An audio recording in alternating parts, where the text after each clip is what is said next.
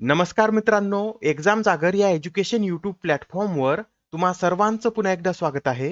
मित्रांनो, या आधीच्या सत्रामध्ये तुमच्यासाठीचा प्रश्न होता, वार्षिक संयुक्त मानवतावादी सहाय्य आणि आपत्ती निवारण अभ्यास चक्रवात 2023 चं आयोजन कोणत्या राज्यात करण्यात आले? या प्रश्नाचं योग्य उत्तर आहे पर्याय क्रमांक 2, म्हणजेच या चक्रवात अभ्यासाचं आयोजन गोव्यामध्ये करण्यात आलं होतं व हा युद्धाभ्यास 9 ते 11 ऑक्टोबर दरम्यान पार पडलेला आहे. या युद्धाभ्यासाची पहिली आवृत्ती कधी आयोजित करण्यात आली होती? तर 2015 मध्ये या अभ्यासाची पहिली आवृत्ती आयोजित करण्यात आली होती. आजच्या सत्राचा पहिला प्रश्न पहा. आंतरराष्ट्रीय ऑलिम्पिक समितीने 2028 च्या ऑलिम्पिक मध्ये क्रिकेटचा समावेश करण्याचा निर्णय घेतला. तर आता हे जे 2028 चे ऑलिम्पिक आहेत, याचं आयोजन कोणत्या शहरात करण्यात येणार आहे? तर आता 2028 मधील ऑलिम्पिक हे अमेरिकेतील लॉस एंजेलिस या शहरामध्ये आयोजित करण्यात येणार आहेत. मित्रांनो, आता तब्बल 128 वर्षानंतर ऑलिम्पिकमध्ये क्रिकेटचा समावेश करण्यात आलेला आहे. याआधी 1900 च्या पॅरिस ऑलिम्पिकमध्ये क्रिकेटचा समावेश होता आणि त्यावेळेस अंतिम सामना ब्रिटन आणि फ्रान्समध्ये झाला होता व यामध्ये ब्रिटन या देशाने सुवर्ण पदक पटकावलं होतं. आणि मित्रांनो, याबरोबर हे सुद्धा नोट करून घ्या, 2028 च्या ऑलिम्पिकमध्ये एकूण 5 नवीन खेळांचा समावेश करण्यात आलेला आहे व ते खेळ कोणते? तर यामध्ये बेसबॉल, क्रिकेट, फ्लॅग फुटबॉल, लॅक्रोस आणि स्क्वॅश या 5 खेळांचा समावेश करण्यात आलेला आहे. आणि या आधीच्या सत्रामध्ये आपण पाहिलेलं आहे की आंतरराष्ट्रीय ऑलिम्पिक समितीचं 141 सत्र हे मुंबईमध्ये 15 ते 17 ऑक्टोबर दरम्यान आयोजित करण्यात येत आहे व याचं उद्घाटन कोणाच्या हस्ते करण्यात आलं होतं? तर पंतप्रधान नरेंद्र मोदी यांच्या हस्ते या सत्राचं उद्घाटन करण्यात आलेलं आहे. आणि हे जे आंतरराष्ट्रीय ऑलिम्पिक समितीचं सत्र आहे हे भारतामध्ये 40 वर्षानंतर आयोजित होत आहे. याआधी 86 सत्र 1983 मध्ये दिल्लीमध्ये आयोजित करण्यात आलं होतं.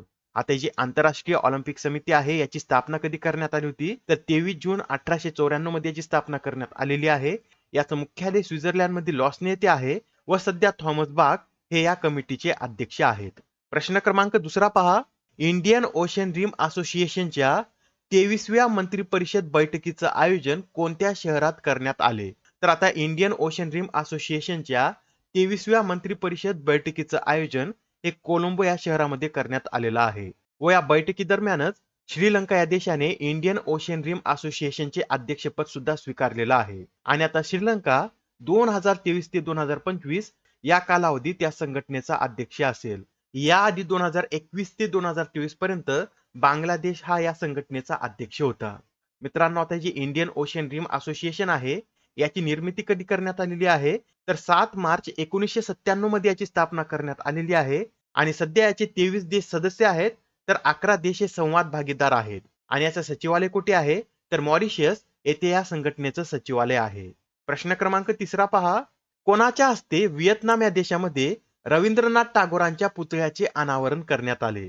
तर नुकतेच आता भारताचे परराष्ट्र मंत्री एस जयशंकर यांनी व्हिएतनाममध्ये रवींद्रनाथ टागोर यांच्या पुतळ्याचं अनावरण केलेलं आहे. अत्यंत महत्वाचा प्रश्न आहे, लक्षात राहू द्या. व्हिएतनाममध्ये रवींद्रनाथ टागोरांच्या पुतळ्याचं अनावरण एस जयशंकर यांनी केलेलं आहे. मॅपमध्ये पहा, व्हिएतनाम हा देश येथे स्थित आहे. व्हिएतनामच्या सीमा या कंबोडिया, लाओस आणि चीन या देशाशी संलग्न आहेत. व्हिएतनामची राजधानी काय आहे? तर हनोई ही राजधानी आहे आणि डोंग हे व्हिएतनाम या देशाचं चलन आहे. प्रश्न क्रमांक 4 पहा. नुकतेच आता माजी मुख्य निवडणूक आयुक्त डॉक्टर एम एस गिल यांचे वयाच्या 86व्या वर्षी निधन झाले तर ते भारताचे कितवे मुख्य निवडणूक आयुक्त होते?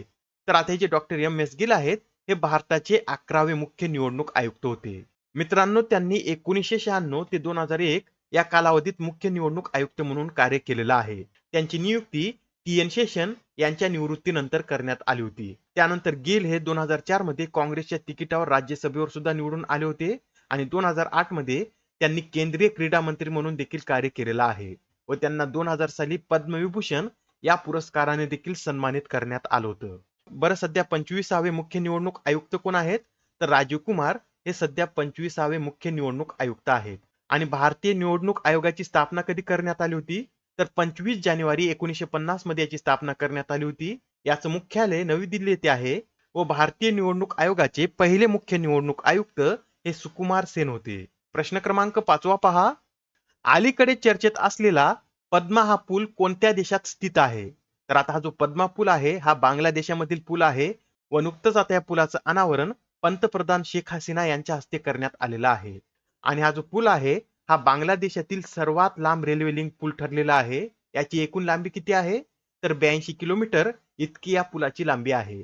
आणि हा जो पूल आहे, या पुलाची निर्मिती चीनच्या बेल्ट अँड रोड इनिशिएटिव्ह अंतर्गत करण्यात आलेली आहे. मित्रांनो, इथे बांगलादेशचा उल्लेख आलेला आहे, तर याविषयी हे सुद्धा लक्षात ठेवा. बांगलादेश आणि भारत यामध्ये एकूण 4096 किलोमीटरची सीमा संलग्न आहे आणि बांगलादेश या देशाशी भारतातील 5 राज्यांच्या सीमा संलग्न आहेत. व ती राज्य कोणती? तर यामध्ये पश्चिम बंगाल, मेघालय, आसाम, त्रिपुरा आणि मिझोराम या 5 राज्याच्या सीमा संलग्न आहेत. बांगलादेशची राजधानी ढाका आहे आणि बांगलादेश या देशाचं चलन काय आहे? तर बांगलादेशी टका हे या देशाचं चलन आहे. प्रश्न क्रमांक 6 पहा. डॅनियल नोबा हे कोणत्या देशाचे सर्वात तरुण राष्ट्रपती बनले आहेत? तर आता हे जे डॅनियल नोबा आहेत, यांनी वयाच्या 35व्या वर्षी राष्ट्रपती पदाची निवडणूक जिंकलेली आहे व ते इक्वेडोर या देशाचे सर्वात तरुण राष्ट्रपती बनलेले आहेत. त्यांना एकूण मतापैकी 52.29% मते मिळालेली आहेत आणि त्यांच्या विरोधक लुइसा गोंजालेस यांना 47.71% मते मिळालेली आहेत. मित्रांनो, आता हे जे डॅनियल नोबा आहेत, यांचे वडील 5 वेळा राष्ट्रपती पदासाठी उभे टाकले होते, पण ते 5ही वेळा हारलेले आहेत आणि आता त्यांच्या मुलाने सर्वात तरुण राष्ट्रपती बनवत विक्रम केलेला आहे. प्रश्न क्रमांक 7 पहा. Under 20 world junior rapid chess championship स्पर्धेचं विजेतेपद कोणी पटकावलं आहे? तर आता या under 20 world junior rapid chess championship स्पर्धेचं विजेतेपद हे रोनक साधवानी यांनी पटकावलेलं आहे. रोनक साधवानी हे महाराष्ट्र राज्यातील नागपूर जिल्ह्याचे रहिवासी आहेत आणि त्यांनी 11व्या फेरीत 8.5 गुणासह हे विजेतेपद पटकावलेलं आहे. ही जी स्पर्धा आहे ही कोठे आयोजित करण्यात आली होती? तर इटली या देशामध्ये ही स्पर्धा आयोजित करण्यात आली होती. प्रश्न क्रमांक 8 पहा. भारतीय जनरल इन्शुरन्स कॉर्पोरेशनचे नवीन अध्यक्ष आणि व्यवस्थापकीय संचालक म्हणून कोणाची नियुक्ती करण्यात आली आहे? तर आता भारतीय जनरल इन्शुरन्स कॉर्पोरेशनचे नवीन अध्यक्ष आणि व्यवस्थापकीय संचालक म्हणून एन रामास्वामी यांची नियुक्ती करण्यात आलेली आहे. याबरोबरच युनायटेड इंडिया इन्शुरन्सचे महाव्यवस्थापक आणि संचालक एम राजेश्वरी सिंग यांची राष्ट्रीय विमा कंपनीची सीएमडी म्हणून नियुक्ती करण्यात आलेली आहे. आता हा प्रश्न पहा, यामध्ये काय विचारलेलं आहे? तर लष्करी कमांडर परिषदेचं आयोजन कोठे करण्यात येत आहे?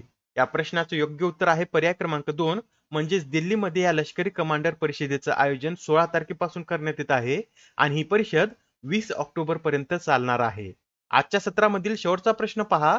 दरवर्षी जागतिक अन्न दिन कधी साजरा केला जातो? तर आता हा जो जागतिक अन्न दिन आहे हा दरवर्षी 16 ऑक्टोबर रोजी साजरा केला जातो आणि हा दिवस प्रथम कधी साजरा करण्यात आला होता? तर 1981 मध्ये पहिल्यांदा जागतिक अन्न दिन साजरा करण्यात आला होता. आणि हा जो दिवस आहे हा 16 ऑक्टोबर रोजीच का साजरा केला जातो? तर 16 ऑक्टोबर 1945 मध्ये फूड अँड ऍग्रिकल्चर ऑर्गनायझेशनची स्थापना करण्यात आली होती. त्यासाठी हा दिवस 16 ऑक्टोबर रोजी साजरा केला जातो.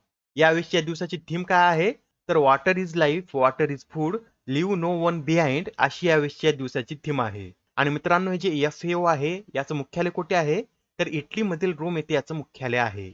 याबरोबरच हे सुद्धा नोट करून घ्या, दरवर्षी 15 ऑक्टोबर रोजी जागतिक विद्यार्थी दिन साजरा करण्यात येतो आणि हा जो दिवस आहे हा कधीपासून साजरा करण्यात येत आहे? तर 2010 पासून हा दिवस साजरा करण्यात येत आहे. आजच्या सत्रामधील तुमच्यासाठीचा प्रश्न पहा. खालीलपैकी कोणती कंपनी ही 15वी नवरत्न कंपनी बनली आहे? आता या प्रश्नाचं उत्तर कमेंट मध्ये देण्याचा प्रयत्न करा.